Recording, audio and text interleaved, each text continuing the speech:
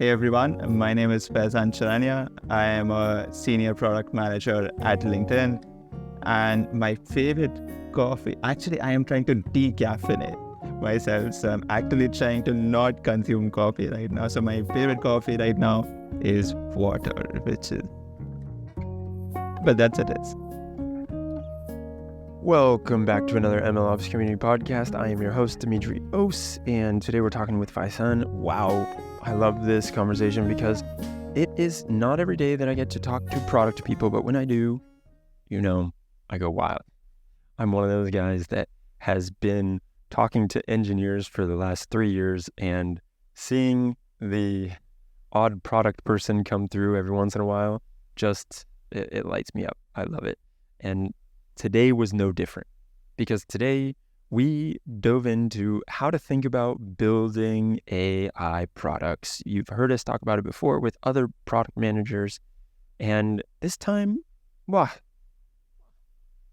it was so nice to hear how he thought about generative AI as a tool in the toolkit, not some hammer and go around looking for a nail, which is common sense by this point, but I know I've seen the products out there, especially products and features being incorporated into products that look like they're just trying to bolt on some GenAI or AI capabilities because they have to, or they're looking to make their investors happy. Now, he goes into the different ways that he has found gotchas while putting AI into the different products that he's been creating. We didn't get to dive in too much to what he's doing at LinkedIn because for that, we would need some PR permissions and we didn't get it. So we brushed over that whole thing. So if you're looking for his full-on experience at LinkedIn and what he's doing with AI there, that will be for a whole nother episode where we get the permission. For this one, however, we talked about troubleshooting. We talked about incorporating your AI features. We also talked about how he, as a product manager, speaks with and dives into the technical aspects of the platform team. So, hope you like it. This is, of course, the MLOps Community Podcast, and we love it when you share this with one other person that you think will find it interesting. All right, let's get into it.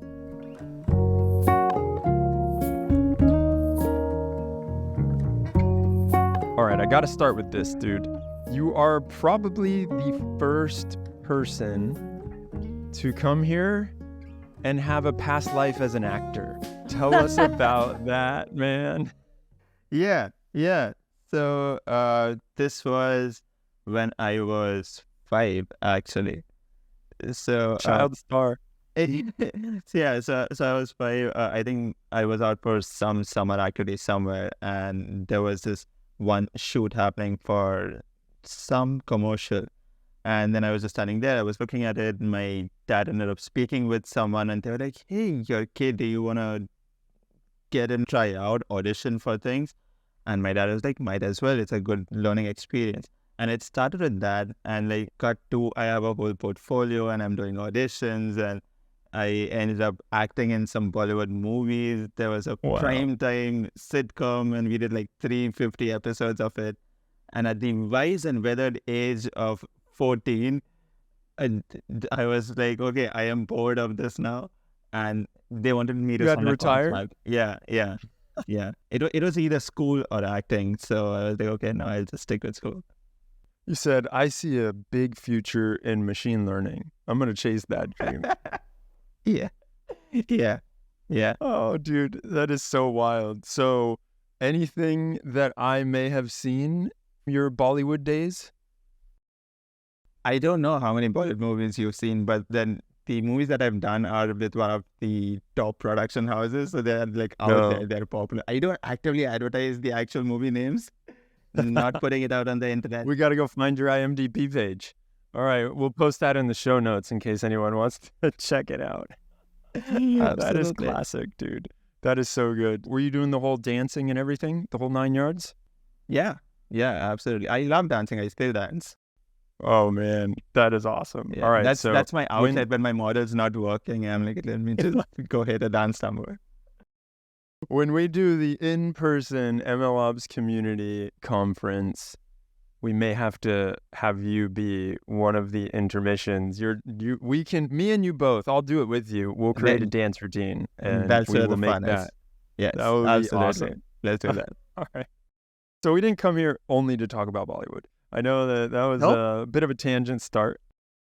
This isn't a retired Bollywood, where are they now, VH1 behind the music type thing. This is a talk about you being a product owner and getting into the wonderful world of LLMs. And I especially want to talk about the evolution that you've seen, because you've been in the game for 8+ years.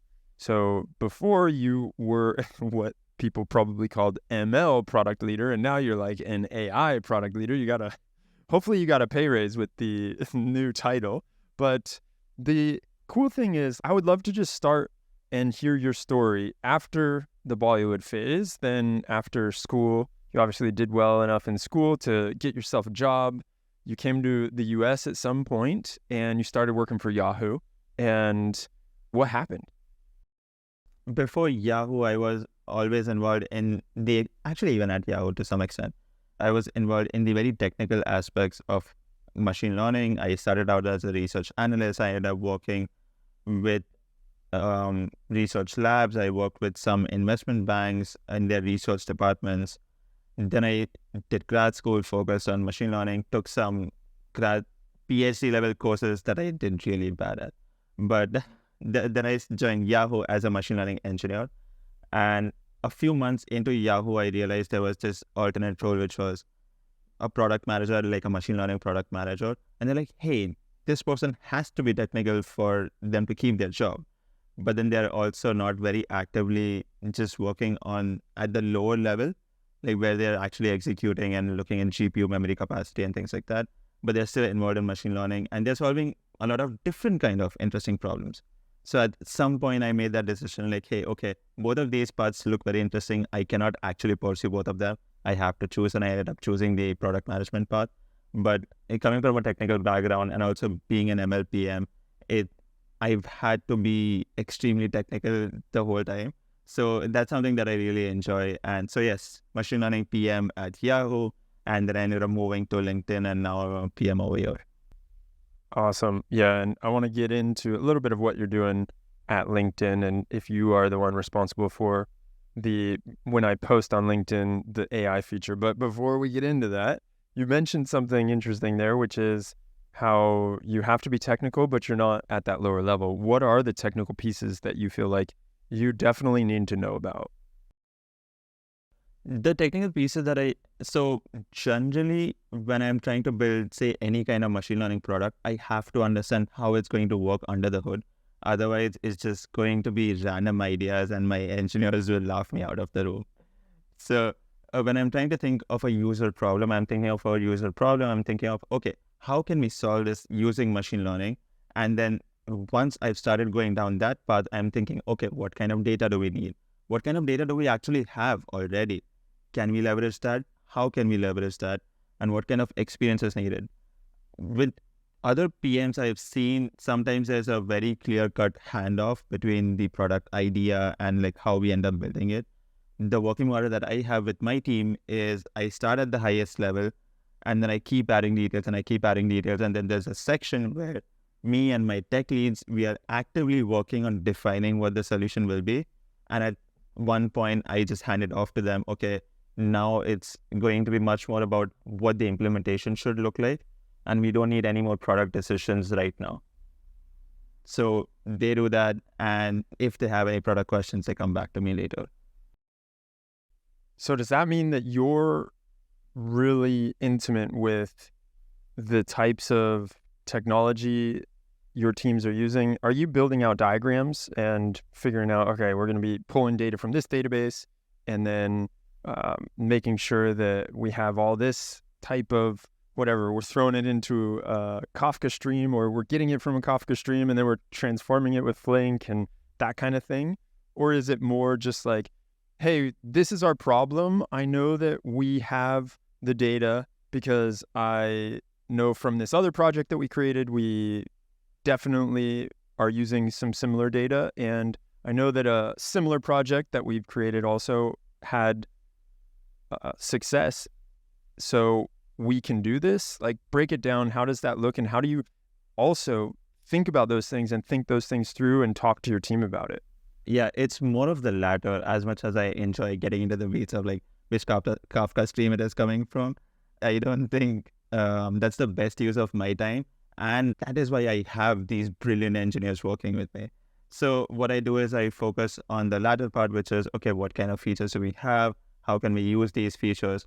Sometimes the one step extra is I know what data we have available, what kind of experience that I'm trying to build. And then I'll have recommendations of like, hey, maybe I don't think we can build a classifier at this point. Maybe we just do this heuristic and then we collect training data and go from there. Or maybe we just start with some low form of clustering and maybe we just use these attributes of a user to create the MVP experience and then go from there. One thing just like came to me while I was talking about this, the reason why this is potentially useful as well, just simplifying the solution, even when generally the solution is owned by the engineers, theoretically speaking, is because whenever we are building an AI product, you cannot build the best model right away. You have to start small. Otherwise, it's just a lot of effort for confirming or even rejecting some hypothesis. So what we do is I try to simplify the MVP as much as possible, see if we are getting the right signal, see if we are accepting or rejecting the right kind of assumptions. And then once we have that, then we need a good machine learning model. And then I take my hands off like, hey, okay, person A, person B, just build me a nice thing. And then they own the whole thing and I don't have to know any details.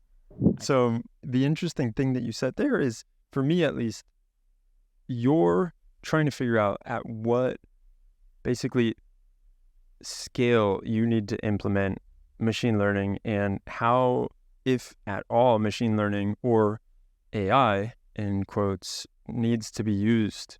Because it feels like you're going for speed and you're trying to say, all right, for this feature, let's see if we can get something up. Let's see if we can get something going. And then you're looking at the metrics and you're looking at what is important when it comes to that feature. And if there are some significant changes, then you layer on ML on top. Are there times where you jump from nothing to whatever the hardest thing that you could possibly implement because you know it's going to work, or is it always a gradual implementation?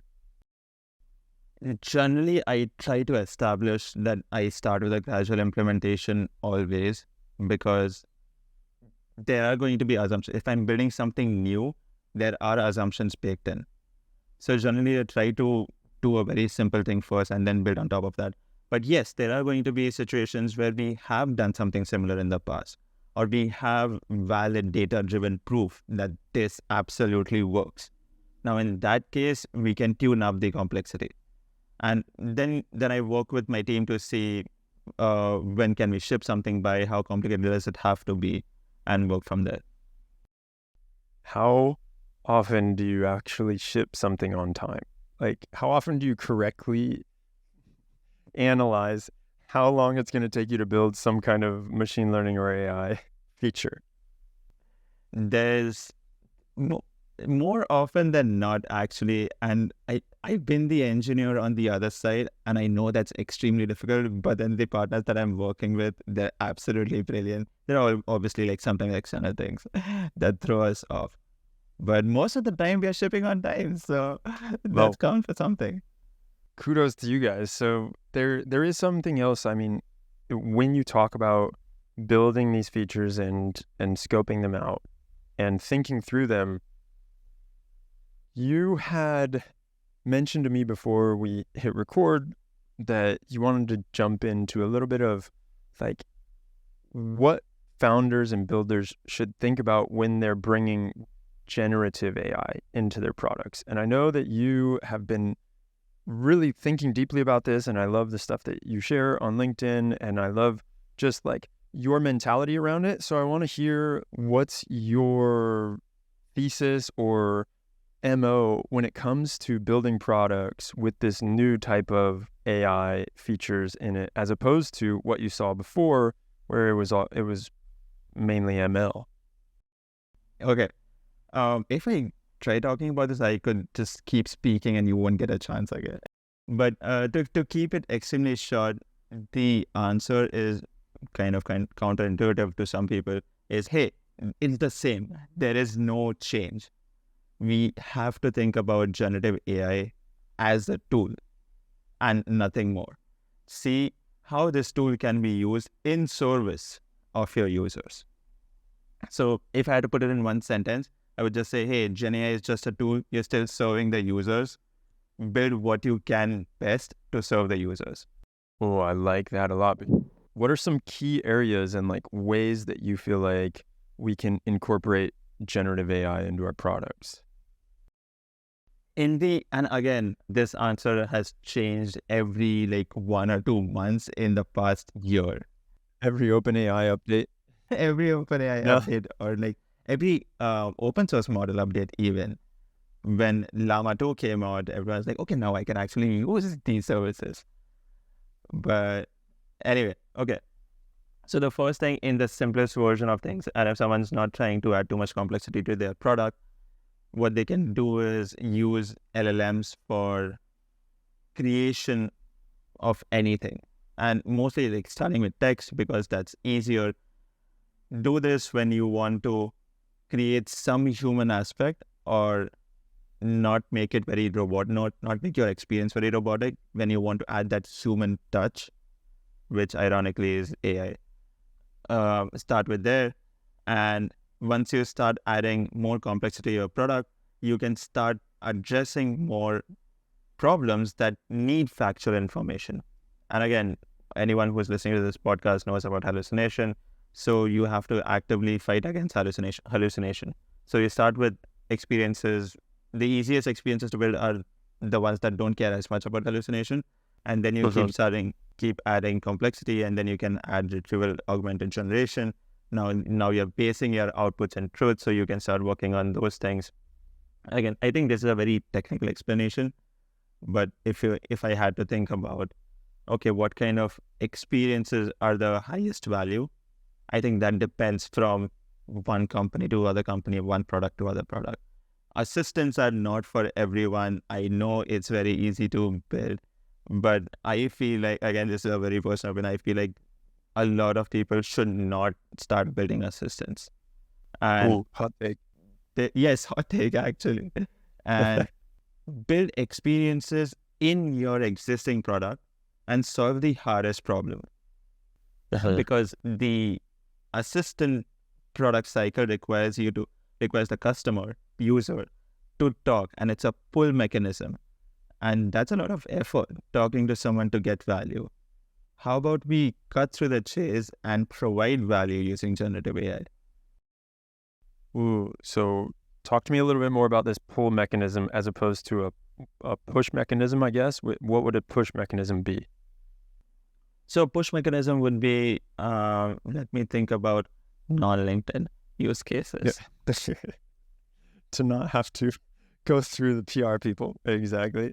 Yeah. Something that potentially... Yeah, okay. So let me just take a very simple example. This is a public product that's out there. This is the help me write section that you would see on Google. This is Gmail. I think they're testing and it's in beta right now. But there's still one level of interaction where they're saying, okay, you want to write an email, tell us what you want to write about, and they'll create an output for you. So yes, it feels like I am telling the model to what to write, and then it's creating an output, but there's so much happening in the background, and all of that complexity is removed from the user. They're trying to explicitly create an email. You can write something very simple in there, and it will still create a good email from it.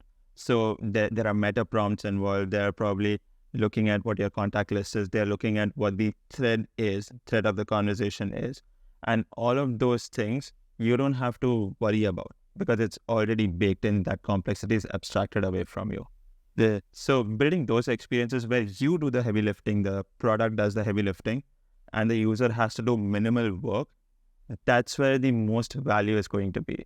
And the counter example to this would be, I take my problem to ChatGPT and say, Yeah. hey, write me an email. And now ChatGPT doesn't know what email, where are you, who are you writing to, what is the context, what Yeah, do you what need? tone? Yeah, yeah, Yeah, exactly. It's like having to basically abstracting away all of the prompts and the context and the knowledge base that you need, right? yeah, It's just, oh, it's going to seamlessly give you something. And I understand now why it's like that push example. It's going to push you the information that you're looking for as opposed to you having to like pull it out of it. yeah, yeah, Yeah, that's cool. Yeah, and I think another one that is doing this well, now that you mention it, I can see Notion being one of those where when you're just clicking around, you don't have to explicitly add special prompts unless you want to. And to be honest, I tend to find that when I do try and throw in prompts for like, write me something, write me XYZ with whatever in Notion, end up just getting frustrated. But when I have something there already and it's like, hey, clean this up or make this better, make this sound nicer, punch it up, then it works quite well. And that's just clicking a few buttons as opposed to adding some prompts. And so yeah. I could see that for sure. Also, this Notion experience and even the Google's Help Me Write experience, they meet you where you are right now. Hey, Yeah. I am writing this email in this box and I can work with the AI over here, rather than you going to a different window or a different assistant that's out there in the same window and then having a conversation over there and then porting it back, which is again a lot of work. Yeah, totally. You did say something earlier around when the open source models come out and how you felt like people were excited about Llama 2 dropping and it's, oh, now I can use this. I imagine at an enterprise level, you're looking at things differently. We don't have to talk about that at all to not have to go through PR or whatever, but how did you see the difficulties in your own use cases or your friends' use cases of using things like ChatGPT or OpenAI and it being super expensive? And then also, same goes for like, I guess Anthropic is another one that can be really expensive. And we've talked at length on this podcast, just for a little bit of context, about how there's kind of two modalities of thinking, right? One is that I'm going to get something up and running as quickly as I can to have that value for the end user. And then once it gets to a certain point that we can see this product feature is useful, then we'll switch. But until we get there, we're not going to switch. And potentially there's a lot of low-hanging fruit that we can tackle with the LLMs. And if all we need to do is hook up to the OpenAI API, then we're good. And so they don't necessarily think about that expense-wise. But then there's a different category or a different school of thought where it's, no, I don't want OpenAI to touch my data. And I don't, or maybe it's not even that. It's just like, yeah, that's really expensive and I can do it myself. Although I have thoughts on that we can get into in a minute. But they prefer to use open source. And some people are just really interested in open source because it's open source. So talk to me about how you think through those things. Yeah. And actually we'll come to the open source part in a minute. So let me just address how do I approach thinking about these solutions? I am very much in the first cohort that you described. I think LLMs are so useful to increase the go-to-market speed for anything that we are building. But having said that, it's not going to scale to 100 million users. It's going to be extremely expensive. But we don't need it to scale to 100 million users because most of the products that we are going to build, when I say we, I mean like any PM, any company, any product that we are going to build is going to have a very narrow use case. We don't need the internal model, the model behind it, to be able to answer law questions and medicine questions and something about LinkedIn and something about Google. So go to market, test this quickly, see what works, see what doesn't work, and then try to replace it with a narrower model, a smaller model, which I believe will, in a lot of cases, perform better than whatever LLM model you are using, because now it's pre-trained on something very specific. Yeah, 100%. It's funny because it's like you almost do full circle. You see if something works, and I can see that. You get the velocity really out the gates. You're like, does a feature with AI work? Yes, no, boom, we can test it.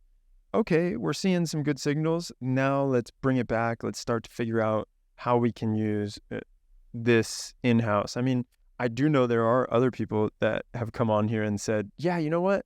Actually, we don't even care that we are spending this money with OpenAI because it is making our product more attractive, and then people will sign up for our product more, so the ROI is there. And so figuring out that ROI is a little bit tricky. Some people have it very clear, others don't.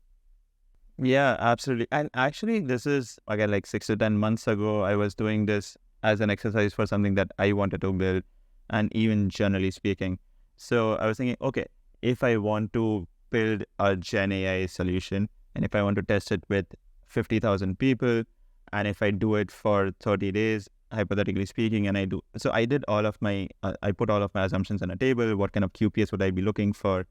And then when I used the OpenAI public pricing to calculate how much it would cost to run this experience, I was like, wow, this is really cheap. No, because I was thinking about it from obviously an enterprise scale, but test something with 50,000 users and just do this back of the envelope math.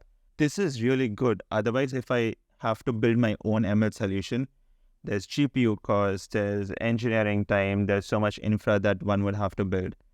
And then maybe it works, maybe it doesn't work exactly, and then we have to do something all over again. Yeah. So then when you were talking about open source, what is your thoughts on that, and how do you see that playing into it? With open source, there's a lot of, I think OpenAI released its like new policies where they're saying if you're an enterprise customer, we won't use your I am not sure, so don't quote me on that. Yeah. But maybe there's data protection over there. But Maybe. maybe. Yeah, we'll find out. But anyway, open source models are just like open by definition, so there is no transparency issue over there. People can host a whole model in-house. So for use cases that have stronger requirements, maybe if it's related to investment banking or if it's maybe related to law or something else, now you can know and explain what's going on. Well, you can't completely explain, but you can control what sources are going into your model. So that's always good. And I think these models, open source models, are much smaller than a lot of other models that are out there, which makes it even more cheaper. You can continue using this large language model for your use case without it getting too expensive after, 30 days. Totally. Yeah. So you spoke about you playing around with a spreadsheet and trying to build out something on your own. When you are building a generative AI experience, what are some things that you're focusing on? Because maybe there's stuff around model selection, your prompt structure, your prompt evaluations, iterating on prompts. And so with your project, how did you look at all that, and how did you approach it from your product frame of mind? Yeah, when you asked that question, I saw so many flashbacks of working through models. Late and nights, yeah, weekends, all that good stuff. Yeah. a lot of interesting times. But anyway, so again, without getting into too many technical details and like what the engineering decisions were and whatnot, one thing, like I mentioned, my general stance is see what can get you a good go-to-market speed.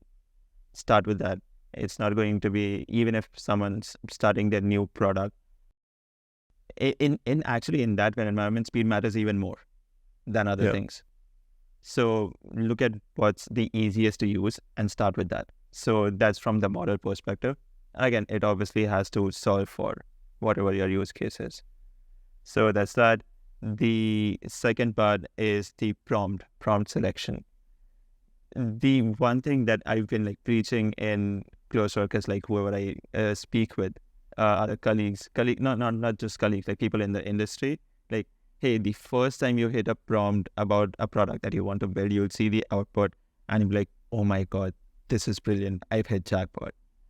But when you do this for 10,000 different experiences, so the exact same experience, but for 10,000 different people, 10,000 different users, you will see all kinds of anomalies. And that is where prompt engineering and prompt iteration has to come in. And then you have to actively squash these bad experiences and make sure that you're building as consistent an experience as you can, while still obviously providing great value to the end user.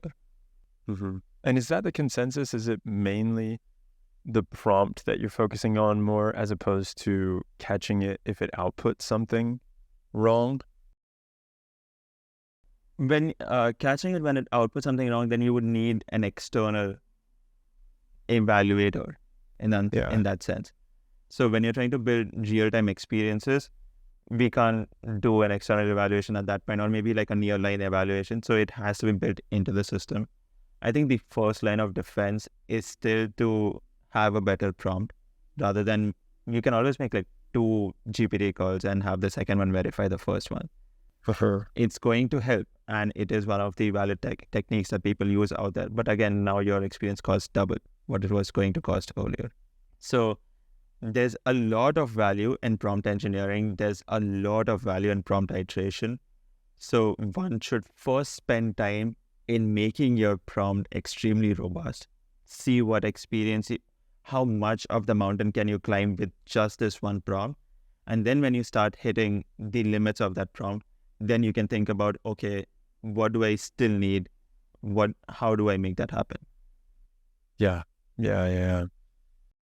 The idea of what you were saying when you talk and you preach about the prompts and just getting anomalies, and how basically every time you input the same thing, the output can be a little bit different.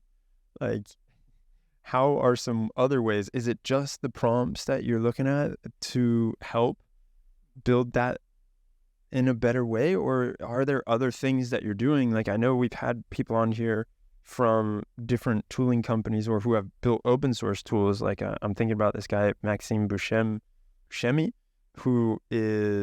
he created Promptimize. And I know there's a ton of tools in that space where it's just like helping you evaluate your prompts, helping you save your prompts, helping you do everything that you could ever want and imagine with your prompts to make sure that you're tweaking them and you're getting the most you can out of the prompts. And it feels like that's great. And then there's also a guy that we had on here just a week or two ago who was CTO of Bito, and he was talking about how you want to just basically make the constraints as small as possible.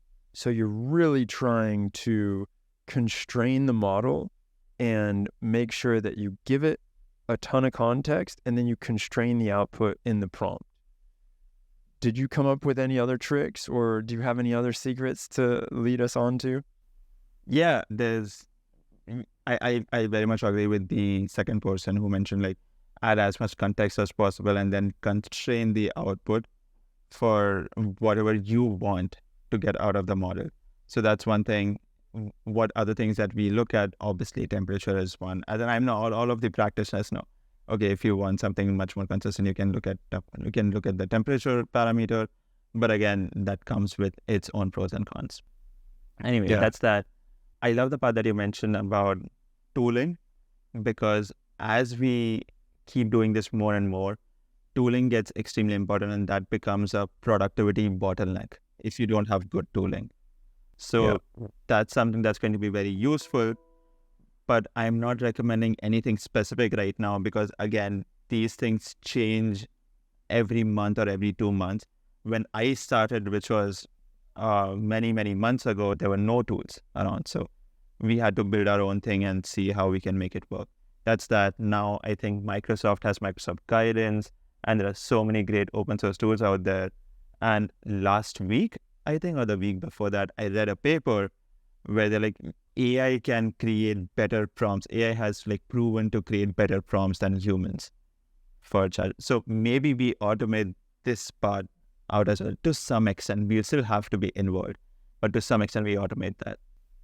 Yeah, and really reminds me of this conversation that I had with, and the name is failing me now, but some Stanford researcher, and I think his name was Kiran, and he was talking about how his whole PhD was on where to have a human in the loop. So if we're going to be having a human in the loop in increasingly less places, he wanted to make sure that we choose the right places to have them in the loop. And so it feels like that is just more and more relevant as each new product comes out or each new update comes out. I love that. Actually, like after the podcast, send me a link to whatever his research is. I'd love to read it. Will do, for sure. So when you were building your tool, we were talking about earlier how don't just go out and set out to build with GenAI just because, but did you do that? Did you like not follow your own advice and do as I say, not as I do type thing? And go and try and build something just to get your hands on GenAI? Or was it that you saw a problem and you said, all right, I could solve it with XYZ, but I think the best and the fastest is going to be with AI? So there are a couple more extra data points for where. So I've been involved in GenAI for a few years now.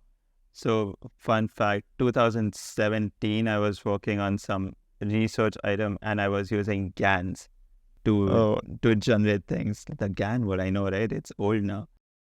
Yeah, that went out of style quick. Yeah. So I was inputting text and outputting an image out of it. But then the only image I could generate was a 28 by 28 thumbnail, which was really small. Obviously, it takes a lot of GPU capacity to do anything. So from that word, I knew about GenAI already. And I think September, October of last year, I was like, hey, there are a lot of new papers coming out. And it seems like there's better solutions now. And the technology is potentially commercial ready. So that I had that at the back of my mind. And at LinkedIn, I serve creators among other things. Now I'm working on content understanding as well. But anyway, in any kind of product, there are going to be some problems that were very difficult to solve. And I was like, hey, if I add GenAI, I can actually tackle this problem now. Until now, I probably couldn't have.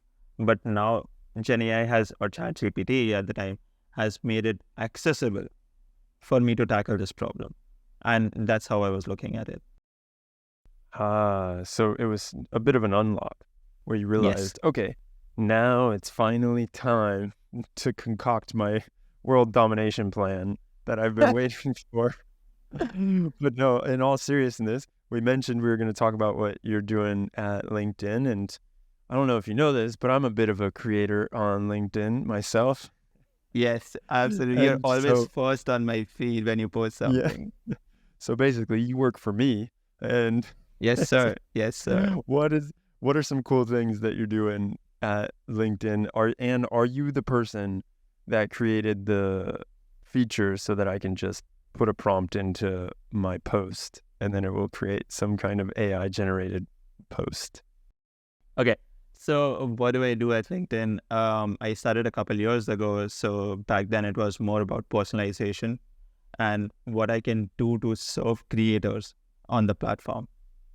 Now, as time has evolved, now I'm focusing on how can I use AI to serve creators on the platform. This can mean better distribution for them. This can mean getting smaller creators to grow, reach that audience, start that virtuous flywheel of engagement and make connections. So that's something that we actively work on. I'm also now working on content understanding. So seeing how we can interpret what a particular post is about, what a particular image video is about. And then use that to serve better matching content to you when you log in on LinkedIn. And once you create something with LLMs in production, there's someone else out there who's interested in LLMs and get your content to them. So that's something that I actively work on. Sounds amazing. I want all of that. Get my stuff out there so I can start sponsoring my posts and make a living from it. Absolutely. Become a real time. On it, sir. On it. I have a meeting in 10 minutes with my eng manager, so I'll just ask her to just make everything happen today.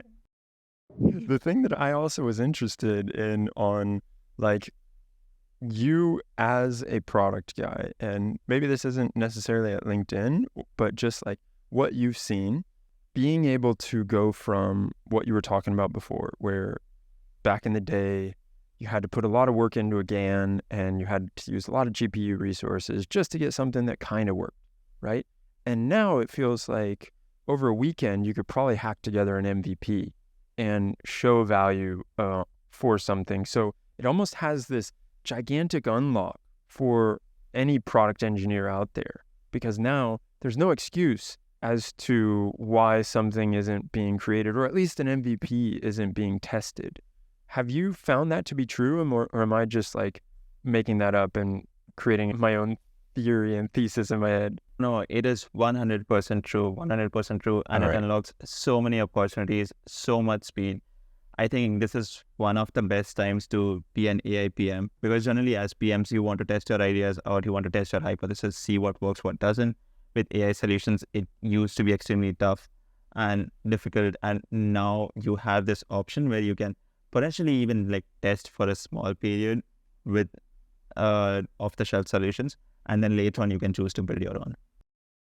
Yeah, exactly. It's almost like you get this opportunity and you can say, oh, actually, if we wanted to do this, I could probably make that happen.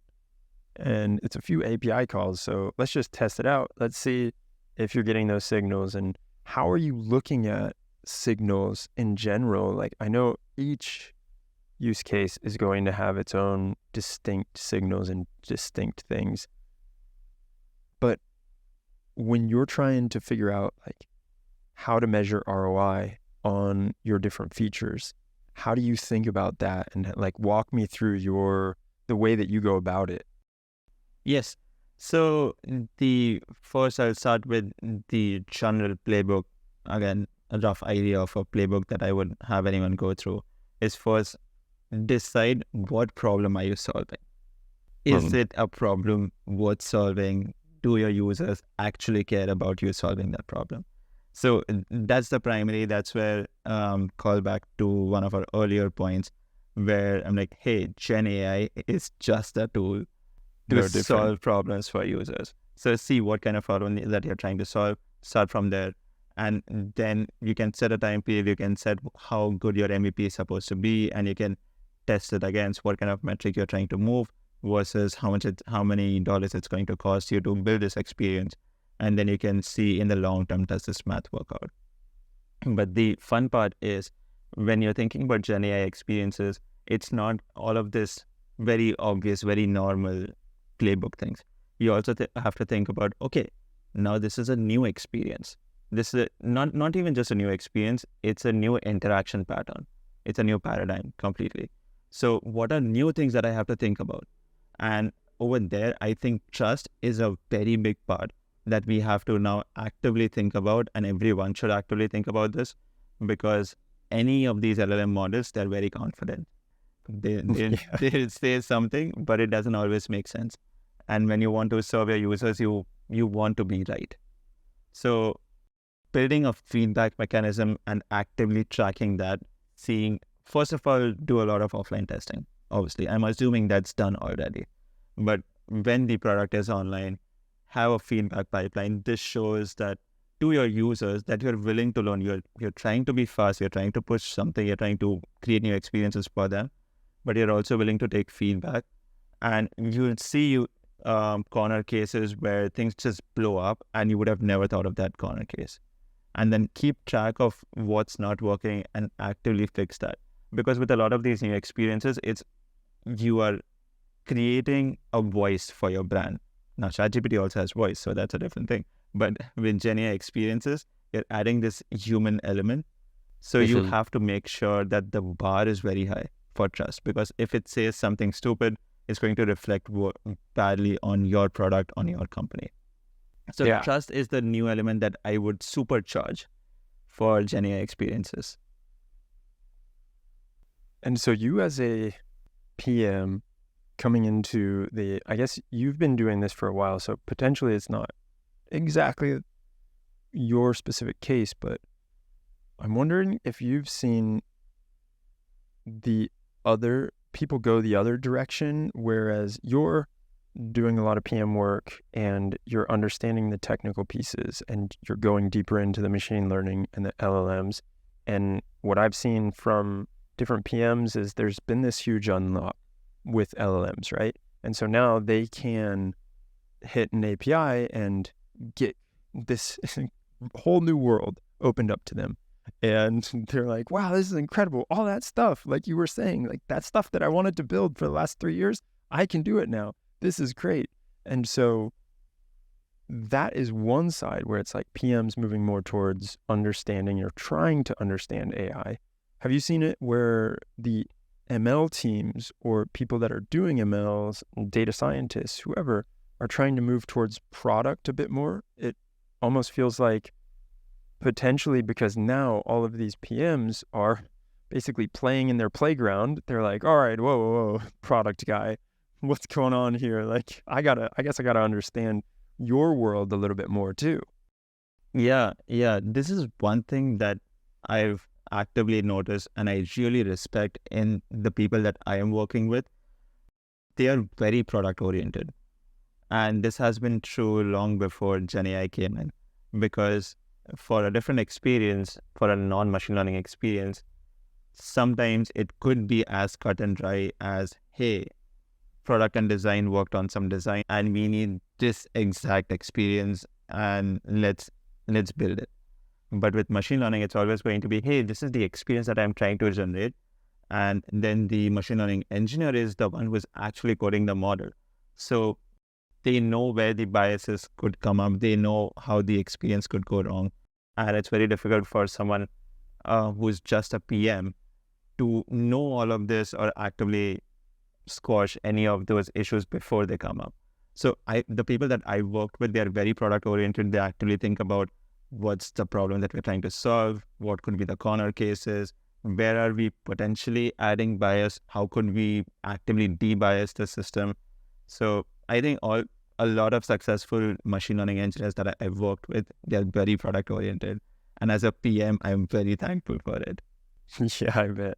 I wanted to ask you about the different gotchas that you found. Maybe you don't have to talk to us about this stuff at LinkedIn, wink, wink, but you can talk to us about things that you were saying how it feels good when you add a new feature or you bring this AI into your product until all of a sudden you start talking to customers and they're saying, this is absolute crap. And you mentioned how that trust factor it needs to be very, very boosted. And so what are some other gotchas that you've seen? The gotchas are also just things that I've been actively trying to be very particular about, is thinking about what are you building the experience for? So the evaluation criteria, what makes this experience an actual success?